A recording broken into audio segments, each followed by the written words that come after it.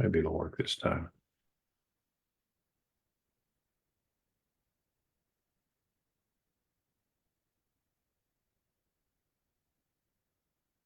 There it goes. Okay, good deal.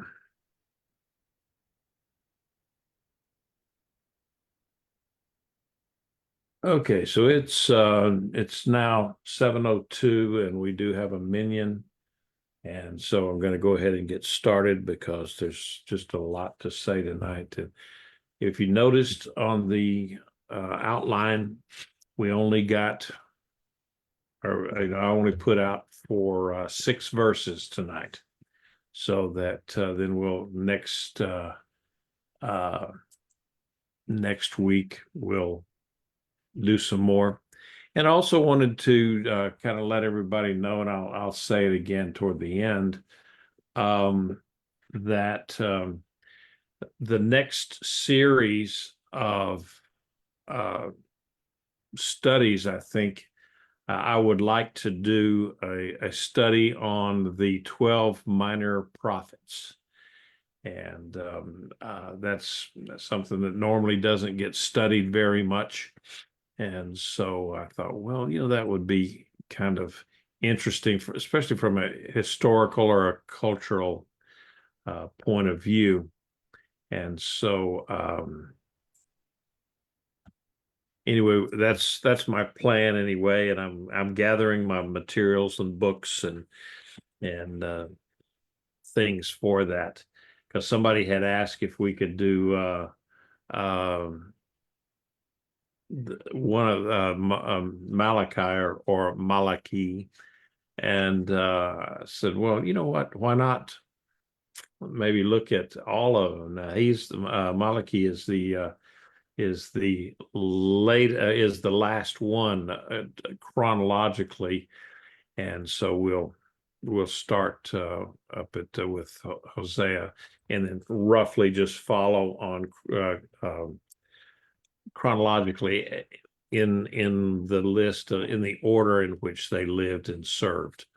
So anyway, that's I've been kind of looking at that, and I think that would be a pretty good study that maybe you haven't gotten into before. All right, so let's go ahead and begin with the blessing. Baruch atah Adonai Eloheinu melech haolam asher kiddushanu b'mitzvotav v'tzivanu la'asok b'divrei Torah. Blessed are you, Lord our God, King of the universe. Sanctifies us with his commandments and commands us to engross ourselves in words of Torah. All right, so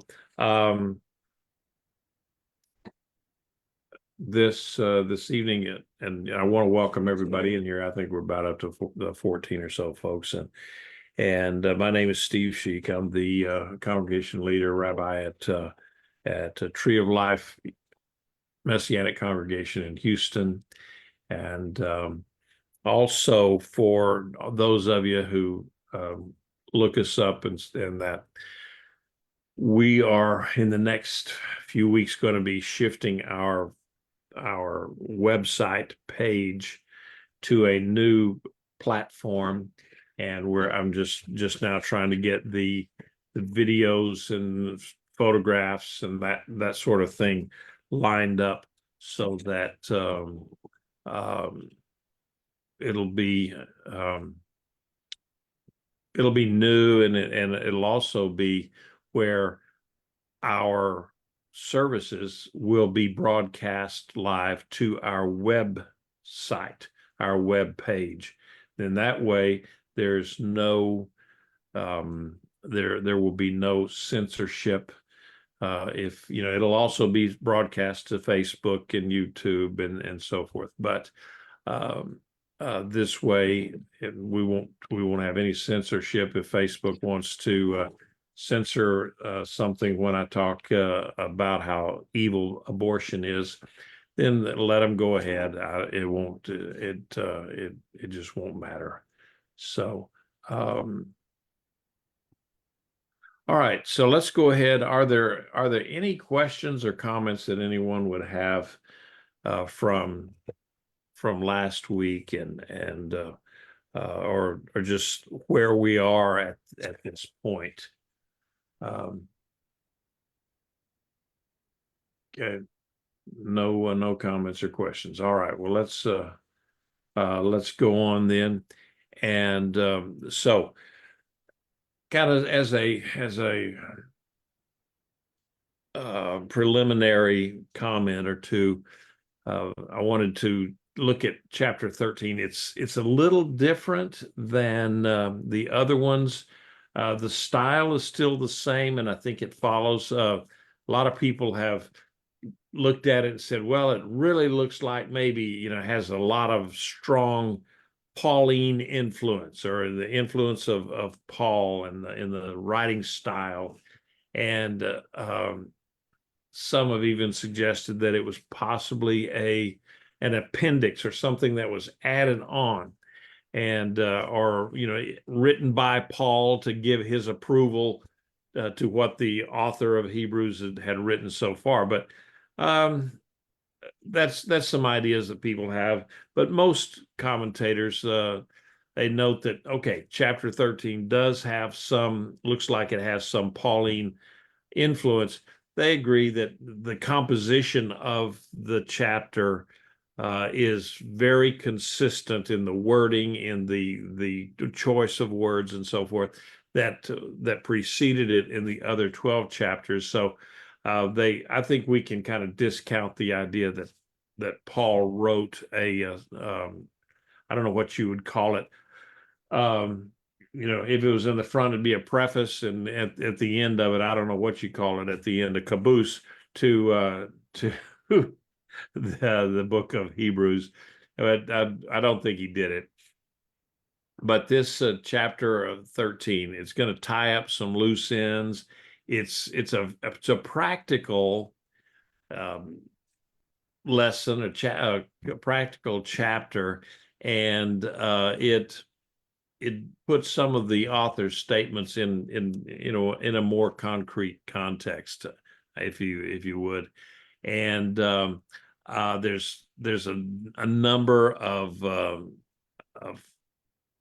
practical points, and I just don't think you can say that it was added later. It just follows, I think, very nicely with what we had in the first 12 chapters. And so sometimes there are people look at this and they have difficulties with it, and part of the reason is that a lot of people don't have the historical or the cultural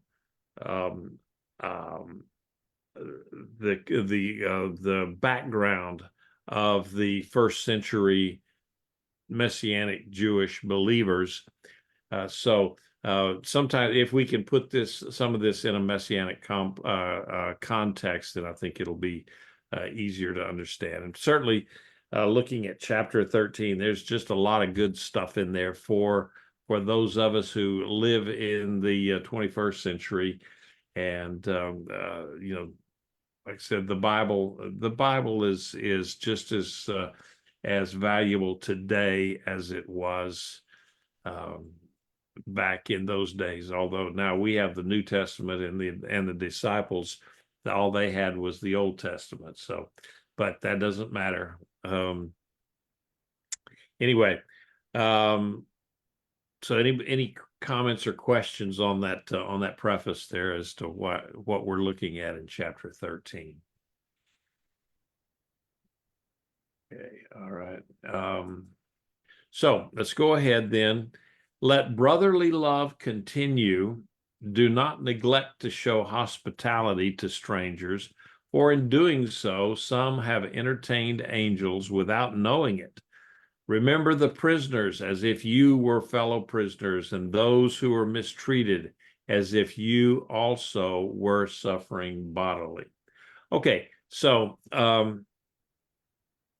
someone had said that when love for the Messiah falters, then the love of the believing brothers and sisters normally fades as well. I think maybe that's one of those obvious statements that if you're if you're no longer loving the Messiah like you should be, then the love for his disciples and his Talmudim would be waning also.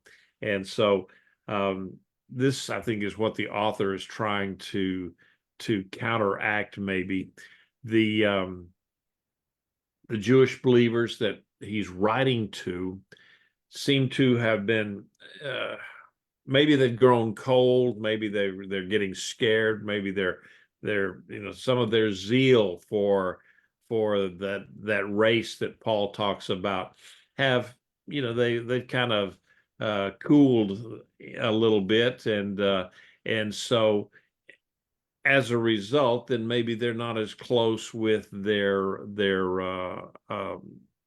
other believers.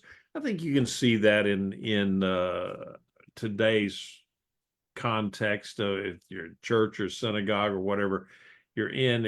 If someone is no longer really enamored of the organization, certainly for the church and synagogues, for us it's the Messiah.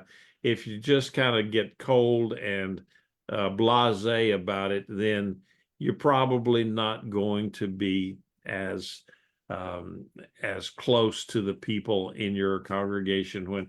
When people quit coming to the congregation, they also kind of don't have contact with the congregants very much, unless they've got an ulterior motive of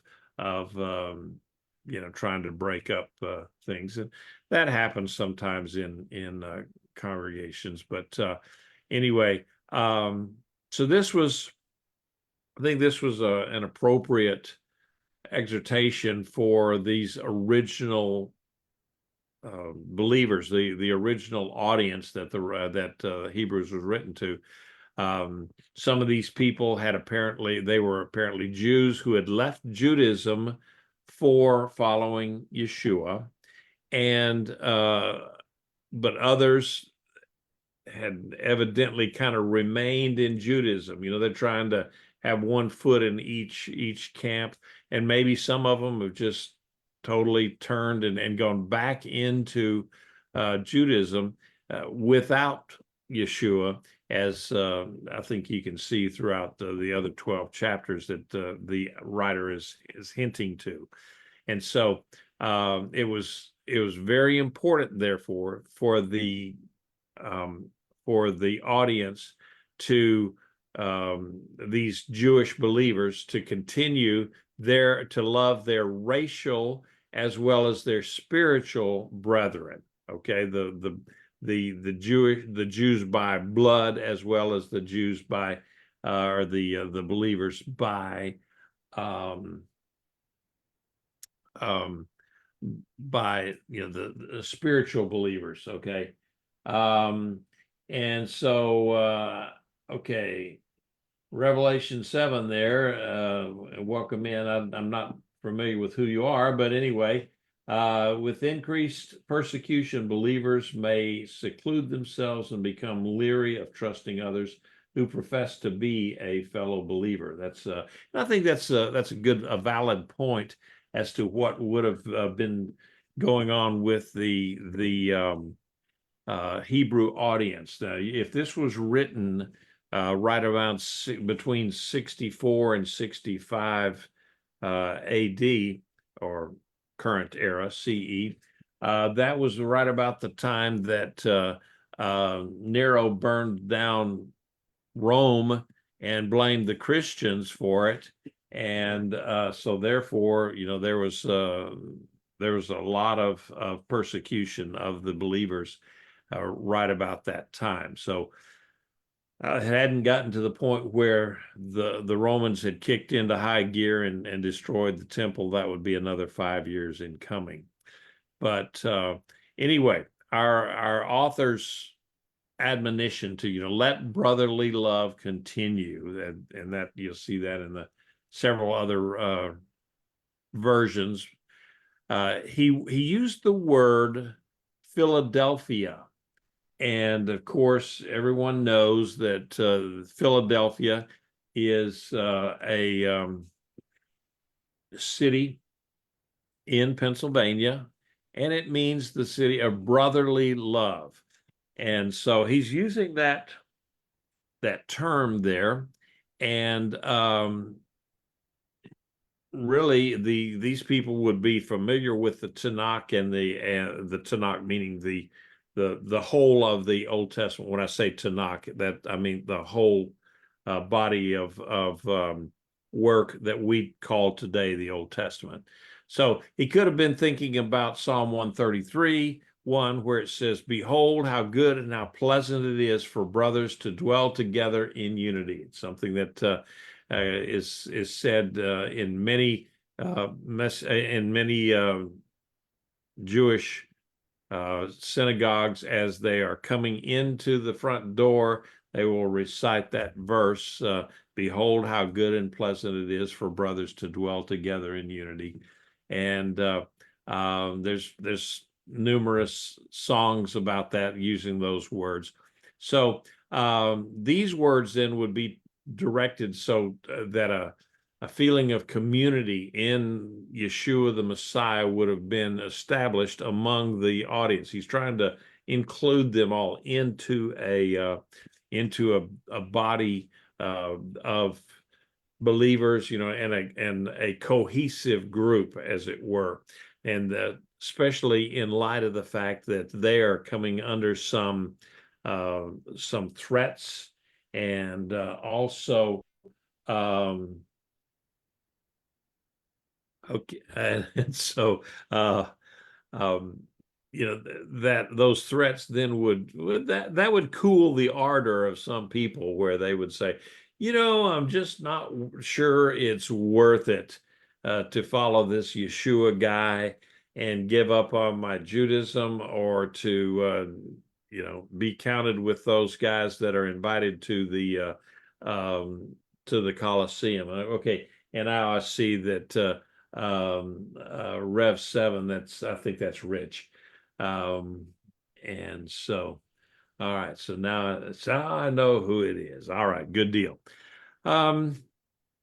So anyway, going ahead, I think that's where he's coming at, is to make sure that you continue to bond with your fellow believers and uphold them, strengthen them, encourage them. And so we know that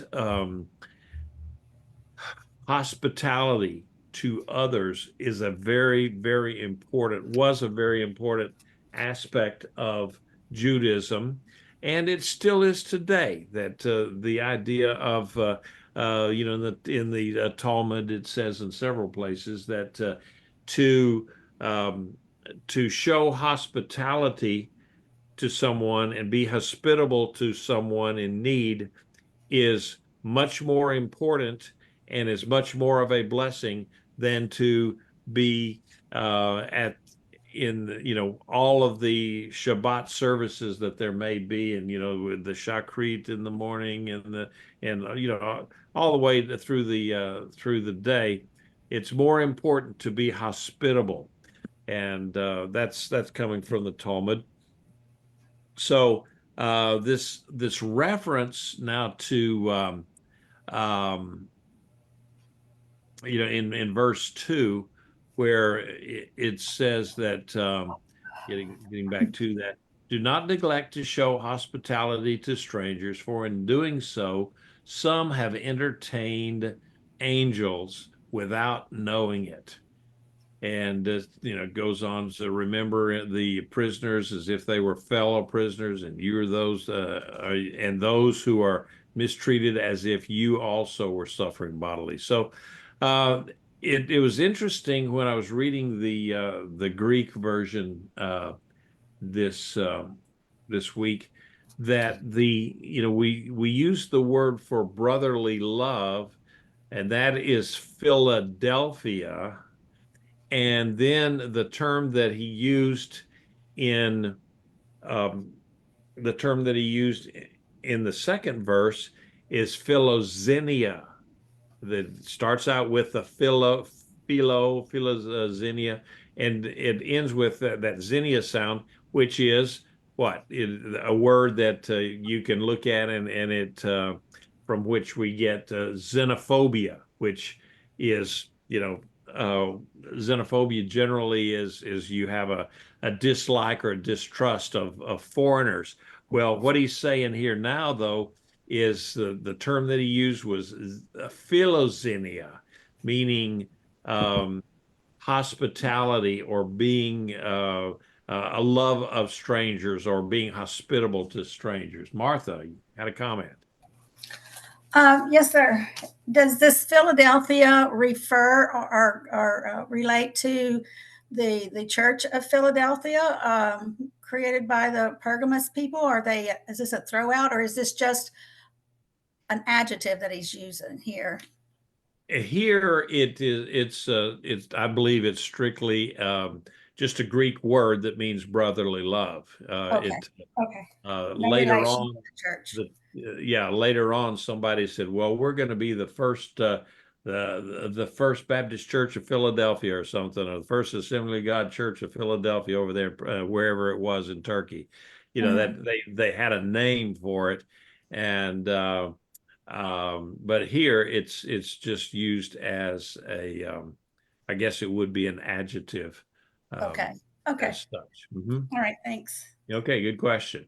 All right, so there is a definite parallel between verse 2 and Yeshua's words in Matthew 25 and 35. It says, "For I was hungry, and you gave me something to eat. I was thirsty, and you gave me something to drink. I was a stranger, and you invited me in." So I think you can kind of put those two together. Now, travelers in the ancient times, during this time, first century world, they would often depend on the kindness of strangers, because if they went into an inn, those things were usually very unsavory, dangerous places, and where you could be robbed or killed. And so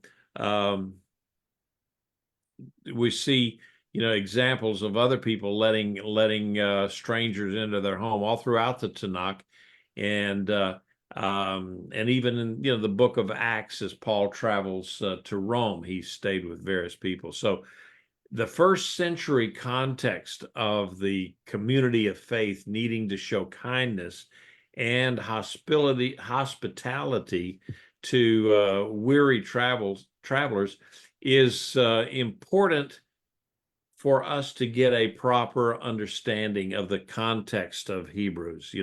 We don't even think about it. You'd go, "Oh, okay, well, it's getting late. Let me pull over here on this exit on the interstate, see if I can find somebody that will let me spend the night at their house." It's just not done today. I mean, it's something that is terribly foreign to us.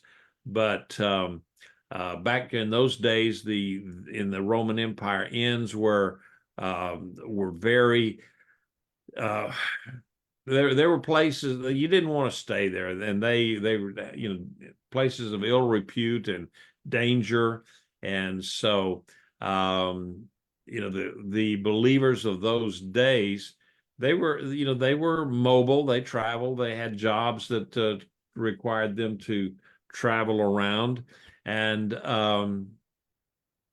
so there, somehow or another, people would get the word out to that where they could stay or something. So I don't know exactly the mechanism of how that would have happened, but possibly at the city gates, they would make inquiries if there was a place to stay and so forth. And possibly the travelers then would reimburse the host for a little bit, and that may make it a little incentive for the people to take people in. Carmen. Well, because I've wondered about that often, and it had to have been obviously although I'm thinking now of all the what they called them, robbers on the roads that would Mhm. just come and ambush you. But it had to be a much safer time to let strangers that come knocking on your door to come in. Somehow you had to know. I don't know, how did they know that they're not coming in today? You can't do that today because No, it seems like no, every other you wouldn't person do is it a today. killer. I don't know, a rapist or somebody like that. So they had to know something, either I don't know, a word or whatever that told them. The secret handshake. Yeah, there you go. They were wearing a fish necklace or something. I don't. But how would they have known? It just had to be a I, safer time to do that is that. that is a good question, and I just happened to think I have a set of books. It's a couple of 2 or 3 volumes, um, called the something about the customs of the rabbis in the New Testament period. And some scholar had put together things that were, very, very Judaic at the time of first century, when the believers, the Messianic community, was growing. Okay. And so I just don't know the answer. I'd need to probably look that up. And Martha said, moving to current day, we may want to include not only prisoners, but the residents of nursing homes who may rarely get visitors, but are still hungry to talk with someone, and they're desperate to be remembered. Yeah, that's a good point. My wife has worked in nursing homes before, and she said it's kind of sad that these people, they come in and basically they're just left there to die. And so the families don't come in to see them very often. And I know that's when my mother was in a I would say, I don't know if you call it a nursing, assisted living facility. Um, she welcomed our phone calls, and when I'd go, our annual trip out to Orlando to the rabbis conference, we'd always swing through at Atlanta and go visit there for a couple of 3 days, and so, it was very important to her, and other people, my sister and her husband, they'll still go to that assisted living deal, and on Sunday mornings, and he plays the guitar and she'll play the piano, and then just do hymns for them. And so that's very important, because those people are, uh, in a way, they are prisoners. That's a good point. Okay, let me try to catch up with our chat. Going over this way. Said Delisa says that sometimes it could be the Holy Spirit leading you to extend kindness to a stranger. That takes an element of faith to trust God and extend yourself to His use to intervene in the life of someone you may not know, but He does. It can be an uncomfortable thing from a fleshly perspective, but spiritually, you never know what God could be doing. It's a good point, Delisa. And you're right. It takes a kind of a big leap of faith. So it's a good point. Warren, you had your hand raised. Yes, Rabbi. I was thinking, because I'm reading in the verse 2 there, where it talks about, don't forget to show hospitality to strangers, for in doing so, some have entertained angels without knowing it. And of course, during this time, there was that understanding that angels, of the ministry of angels, and that of God's supernatural provision. And so that leap of faith that Lisa was talking about is very very much apropos and included in this whole thing. So yeah, it's really kind of, it talks about coming out of your comfort zone, you know, and Yeah, very, you very much so. know, Uh, I mean, oh, you have to use, obviously you need to use spiritual discernment because you can get yourself sure, into a sure. lot of trouble. But yeah, God does move in supernatural ways. He does. He does.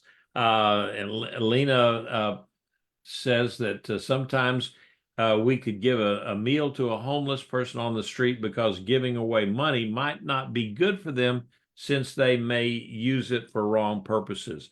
And I've thought about that before sometimes that when someone is on the street and they say they're hungry and um, what that yeah, okay, you swing by, you go to McDonald's and get them a big Happy Meal, or not a Happy Meal, whatever I don't know, I haven't been to McDonald's in 20 or 30 years, so whatever their meal is, and and bring it to them. You just kind of wonder, okay, are they really hungry, or would they wanted money so that they could buy beer or something like that. It's we try to there's a couple of people that we know of in Houston that are, I mean, you can see that they are definitely handicapped people. Their bodies are twisted and so forth.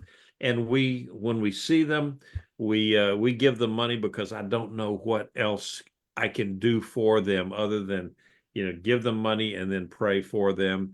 And we've been doing that now for a good long time to a young man named Derek, who's on the street corner of the frontage road and West Green as we're coming into the synagogue on Shabbat. And when he sees our old Suburban rattling up there, he just lights up, and he's very difficult to understand because of his malformed teeth, mouth, hands, all of that stuff. But he's very appreciative, and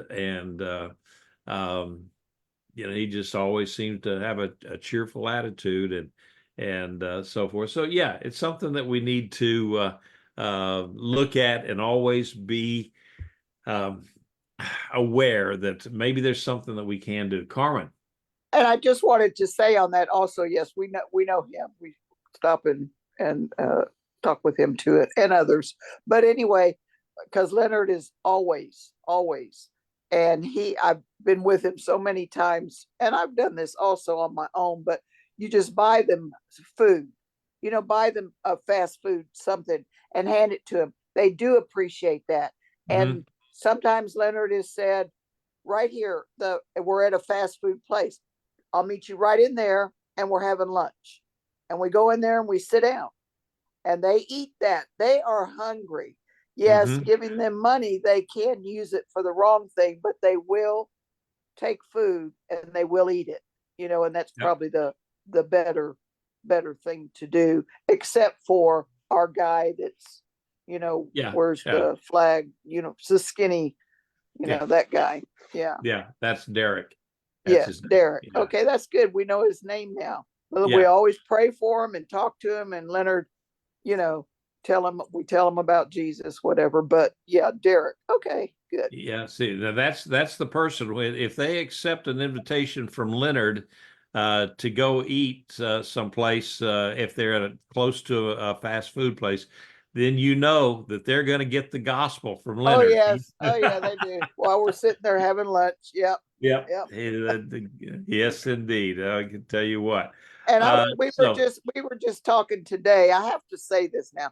I know we're taking up time, but we were just talking today. I was over at their house and we're visiting, and I was telling them how people. I used to get these. This is before I came to a relationship with the Lord, and I would get these little tracts from people, and you might think sitting down and having lunch like that and just saying a quick this or that about God and how he can help you and that he loves you.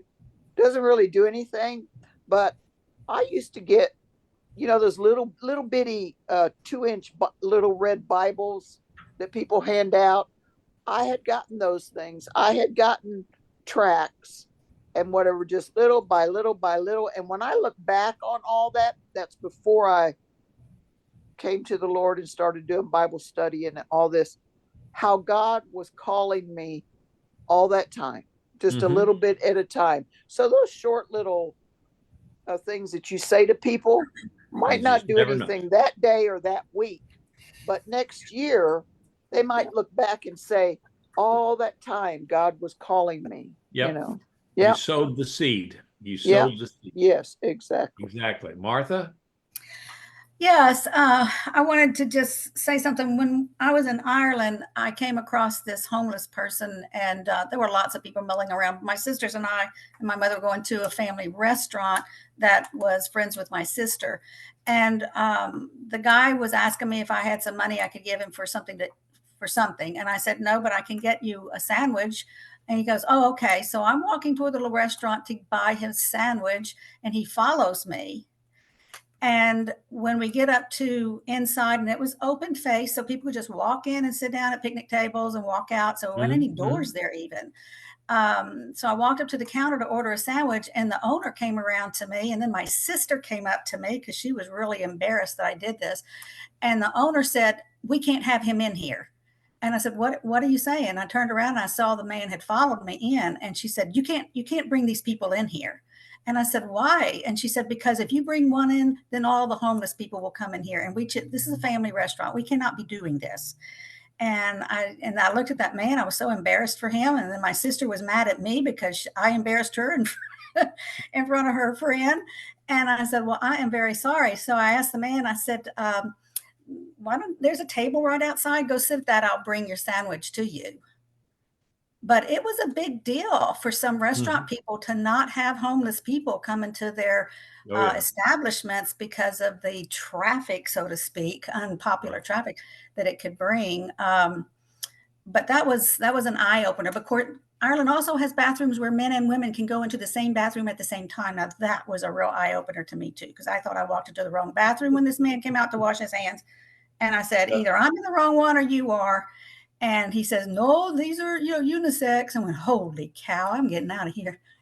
So, but I'm just saying different countries treat them different ways, but in respect to the entrepreneur's place of business, we might want to say, is it okay? It What do you happens. prefer? Well, that And that's kind of follows. unfortunate. Go ahead. That kind of follows into my next part here, talking about the question of, okay, when they're talking about hospitality, was he talking about whether these people were fellow Jews, or were they complete and total strangers? And so we don't know. The general consensus of a lot of the scholars is that the author was talking about showing fellow believers hospitality, not just anyone who might drop in.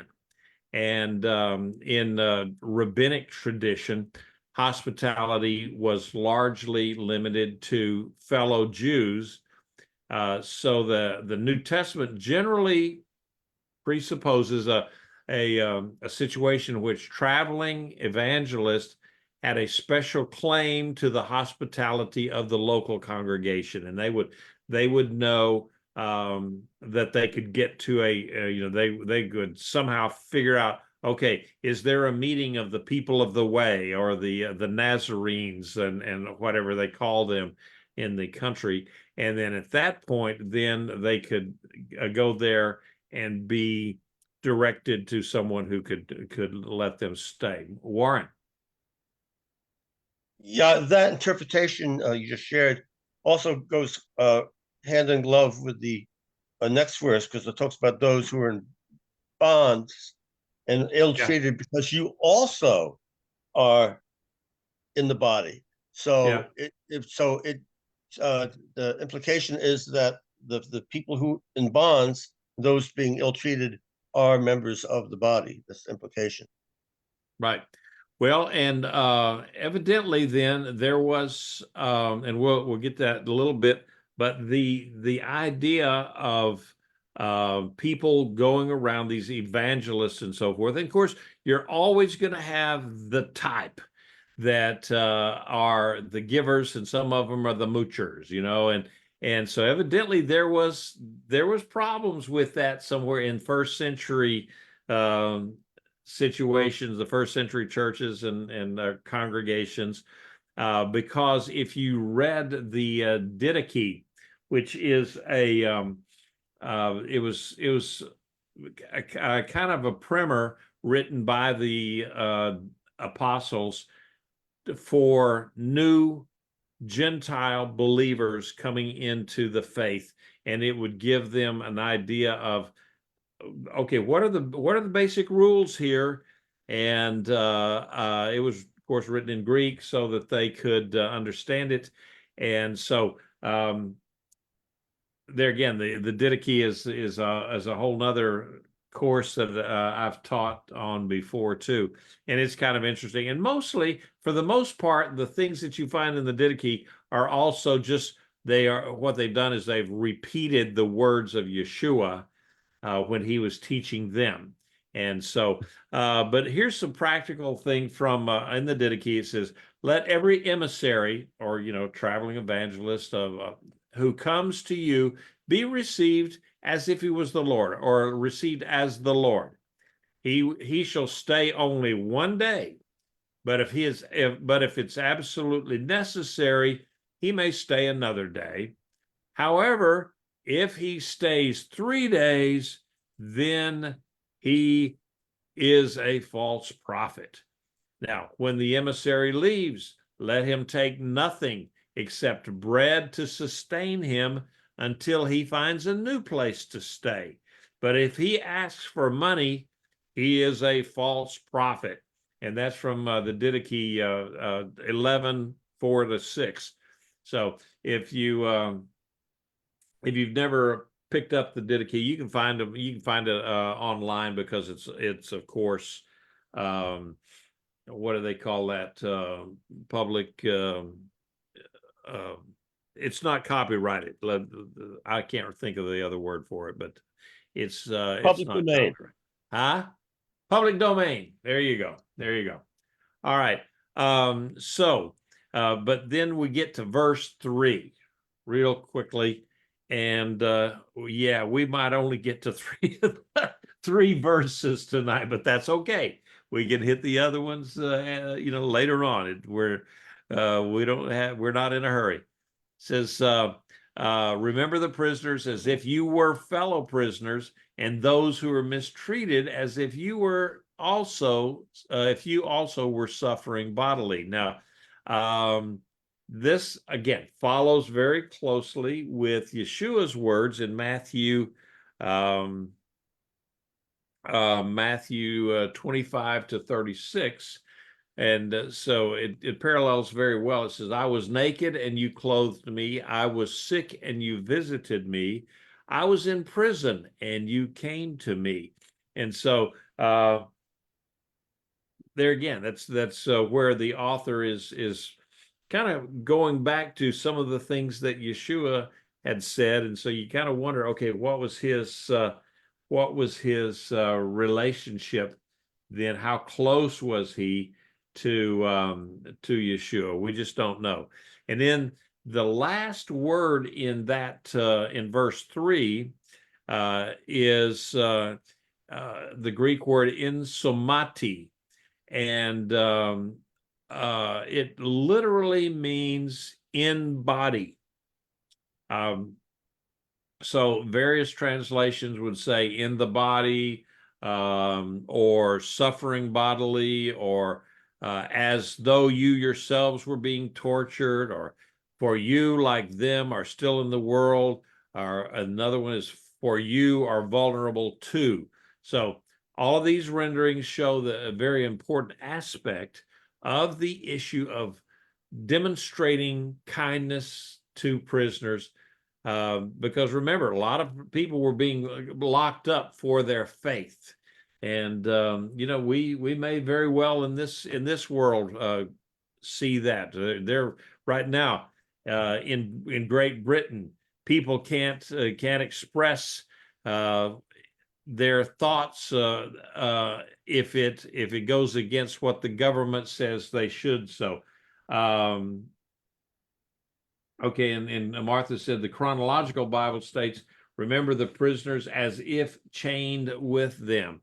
That again falls back to, if you when we celebrate Pesach every year, and those of you that are not, that don't normally do that, we advise people when we're going through the Haggadah, which is the order of the Pesach meal and the telling of the story and all of that.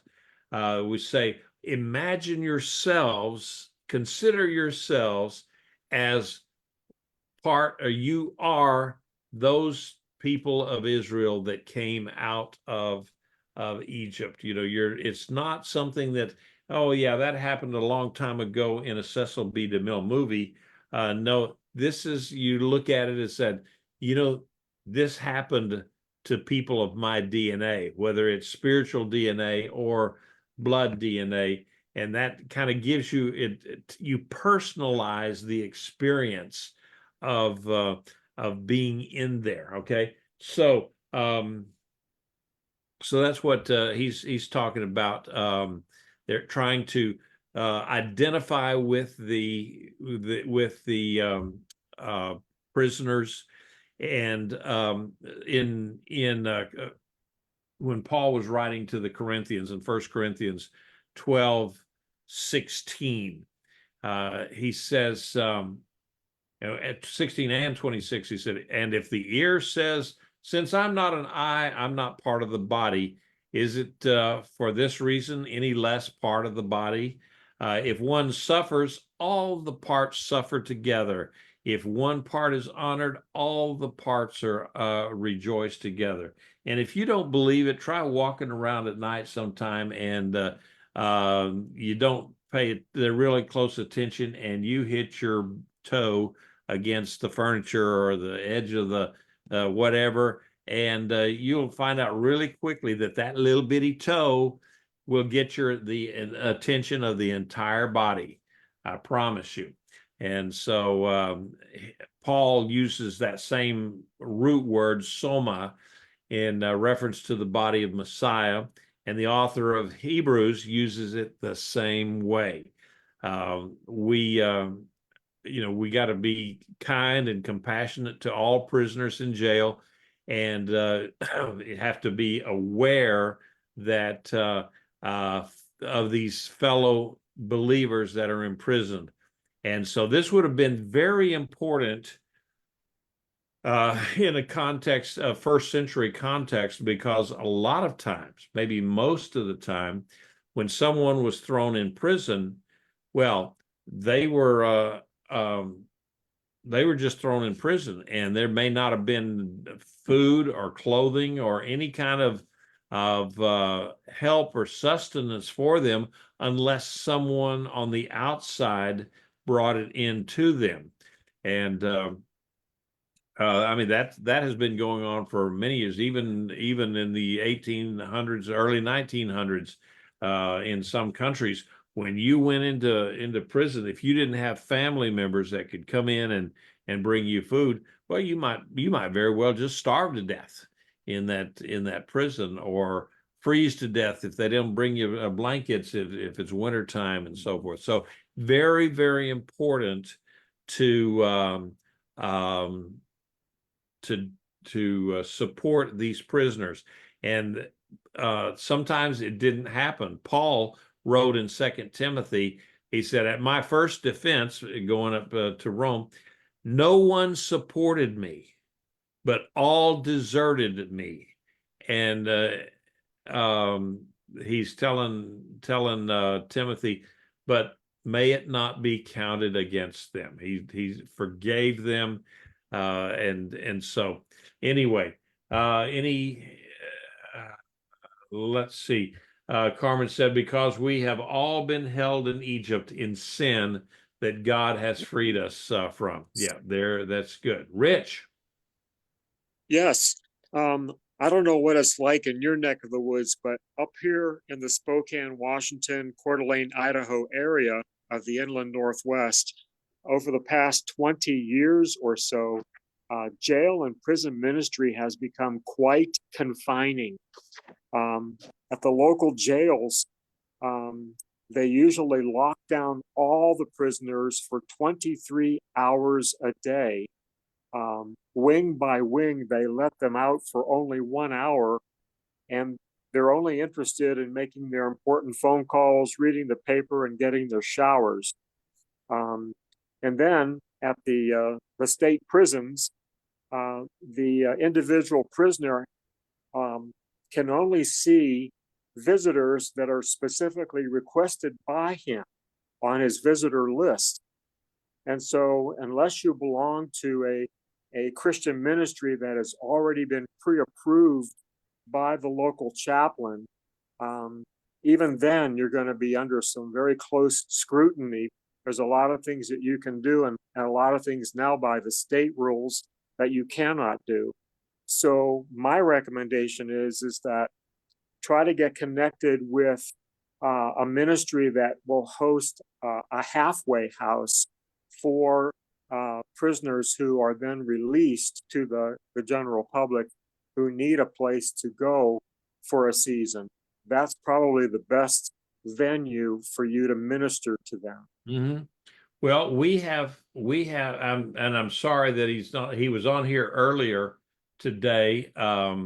Leonard Reap, who's one of our congregants, and his sister is Carmen. And I mean, he could tell you he's been involved in prison ministry for a good long time. And but some of the things that he tells me, with even though he's part of an organization that is authorized to go in and they have these programs, he said it's kind of a watered down program. And I mean, it's Leonard is one of these kind of guys that, man, he's going to get you to believing in Yeshua and get you saved as quickly and as best he can.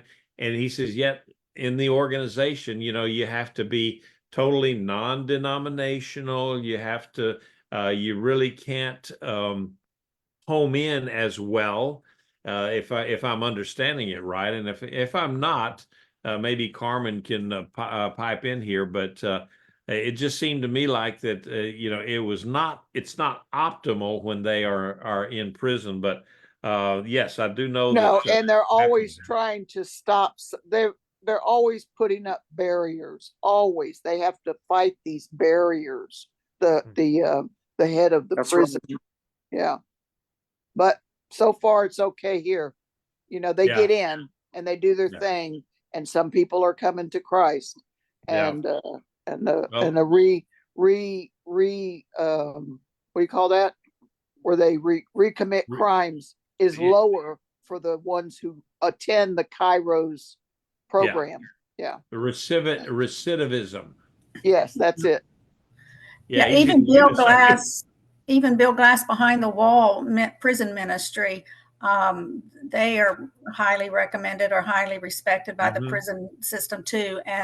But we have a lot of restrictions that we have to go to when we go into the prisons for the men and women of what we can and cannot bring. So it's not just an open thing. You can't just bring blankets anymore or food. Everything has got to be censored and checked and double checked, and it's all under camera and video. You just go in to give them the word and talk with them, visit a little bit. You have a small amount of time. You're in, you're out, and you have to move on. But at least you're getting in and visiting with them. Well, God's word will not come back void. So that's even right. that little bit. Yes. And the prison ministry ministers are very important for those prisoners in there too, that they have a strong minister that follows up. after the visit. Yes, and if you have contact with the local prison chaplain, you can actually get a name and address. Some of these inmates would really appreciate a letter back and forth. That's probably the best way to witness to them. Mm-hmm. Yep. Good point. And Lena had a question here, said, so could this mean being compassionate with your brothers in the faith because you might be in a similar situation at some point in your life? Yes, I think that's what the author here is actually saying, that you know, be compassionate with these people because you may very well find yourself in that same situation later on, and you know, you would certainly want someone to come to your assistance and your aid, just like you went to theirs.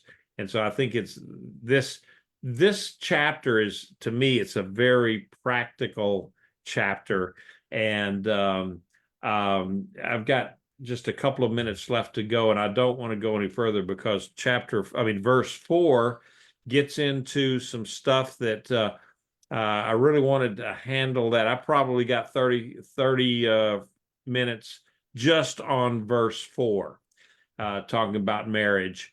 And so I want to treat that one fully and in context with what was going on in the first century church there. And so I'm going to go ahead and we'll shut her down for tonight. And then next week we will pick up again with verse 4 and go from there. So again, we only got through three verses tonight, but I think it was profitable for what for us to understand what the writer was saying to his audience there. And there's some valuable things that we've talked about here tonight too, as to how we treat each other. So with that said, I will just go ahead, and are there any other comments that anybody might have? And I'm going to go ahead and shut down the what do you call that, the Facebook and the recordings and stuff like that. And so somewhere along the line here, there's a deal that says that you can shut it down, but I can't even find it now. So let me, I think if I stop the share, then that gives me the opportunity to stop. Yeah, that recording is stopped and so forth. So anyway, any comments or questions that anybody might have for tonight before we shut down? Sumi. Yeah, I just like to share, we talk about the hospitality. Yeah, I heard some story, like the Jewish culture, when stranger come to your home, at law, at least one day or one meal, you have to treat them. And then the next day,